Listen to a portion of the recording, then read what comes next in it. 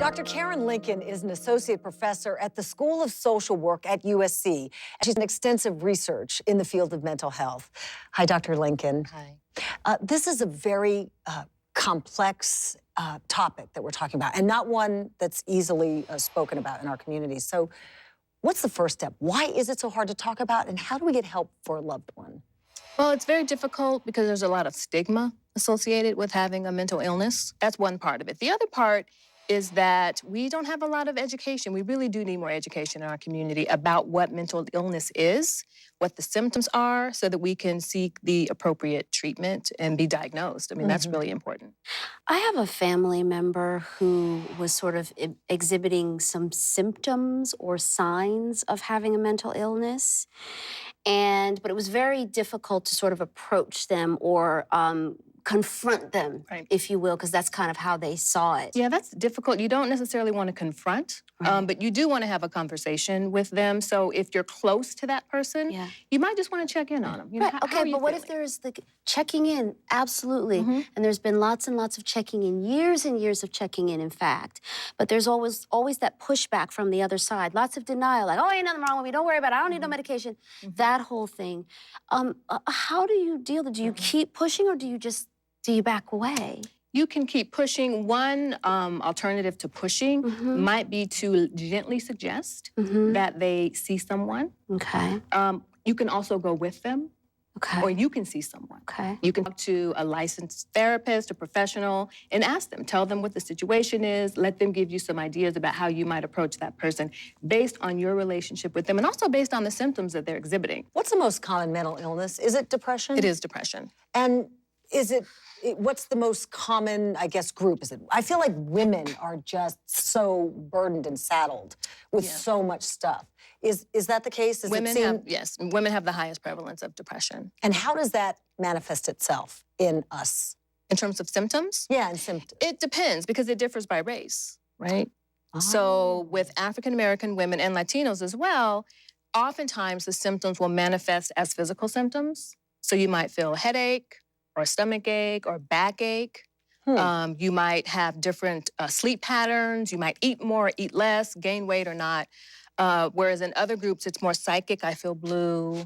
Someone was talking earlier about sort of eating our way through our illness or eating our way through our depression.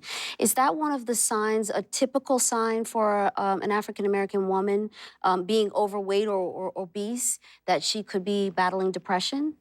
It could be. So if you have depression, you are 50 to 58% more likely to be obese. If you're obese, you're about 50 to 58% more likely to be depressed. So they go together. And I think, it's really interesting because African-American women have very low prevalence rates of depression compared to other groups. But we have the highest prevalence rate of obesity. Well, wait, but does that mean that we actually might truly be depressed, but it's undiagnosed depression? It could be that it's undiagnosed. It could be that by eating, we protect ourselves from getting depression. So when you eat, you feel better, right? So there's this psychic relief when you're stressed. But by the time we've gained 100 extra pounds, then we're now depressed. Right, so it's a maladaptive behavior in terms of coping with stress, and that you do have psychic relief, so you actually lower your risk of being depressed, but you increase your risk of obesity and hypertension and diabetes and all of that. So it's a very interesting paradox, we call, in epidemiological research.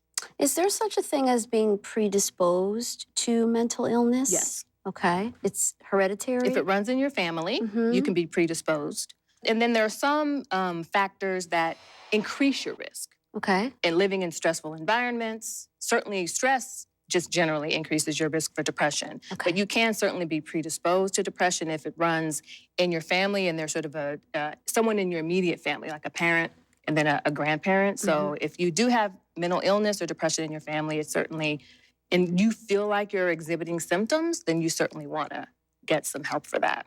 Now, there are several types of, I would imagine, mental illnesses other than just depression. General anxiety disorder, anxiety, bipolar, personality disorder, phobia, those are all mental illnesses. So bulimia, by the way. Yes. Is And bulimia bulimia those are and mental, anorexia are also hoarding, things like that. Those are also mental illness. I've heard that Black men are diagnosed with schizophrenia. a lot? Yes. Why is that? So they're diagnosed with schizophrenia disproportionately to their numbers in the population, one. But I think the key is, in terms of the disparity, is that African American men who present with the same symptoms as a white man will be diagnosed with schizophrenia more often, where a white man would be diagnosed with, say, a mood disorder, like depression or anxiety. Why? Why is that? There are a number of explanations. One is just racism. There's just, in terms of being able to look at someone's behavior and making decisions about what you think is going on. And paranoia is one of the symptoms of schizophrenia. And, Black men are often paranoid and probably should be. So that's sort of normal. I mean, I'm often paranoid too, depending on what neighborhood I'm in. So it's pretty normal. But nonetheless, I think because there's racial discordance between the patient and the doctor, meaning if you're African American, you're probably not sitting across from an African American because in this country, even though African Americans make up 13%, they're only 2% of psychiatrists. Wow. There are only 4% of medical doctors, 4% of social workers, 3% of psychologists. So the odds of having someone look like you, who's diagnosing you, is very, very low. And understand the place from which you're speaking. Correct. And understand the place from which you're speaking and understanding the Your behaviors that you're experience. exhibiting, your experience, and just being able to use clinical guidelines for diagnosing someone and not paying so much attention to what they look like and necessarily what they're saying. We want people to understand that if you're in this place, all is not lost. What's the very first step? You need to get a proper diagnosis for your particular disorder and then seek the appropriate treatment for that disorder. And again, you have medication, but not everyone needs meds. Some people prefer holistic approaches.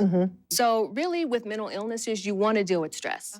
The kinds of things that you would do to deal with stress, to deal with a physical health problem. It's very similar, very much the same as you would to deal with a mental health problem. Dr. Karen Lincoln, thank you so much for your time, and this has been very enlightening. Thank you, my Really pleasure. appreciate it. When we return, the ladies and I have some final thoughts on this very difficult subject.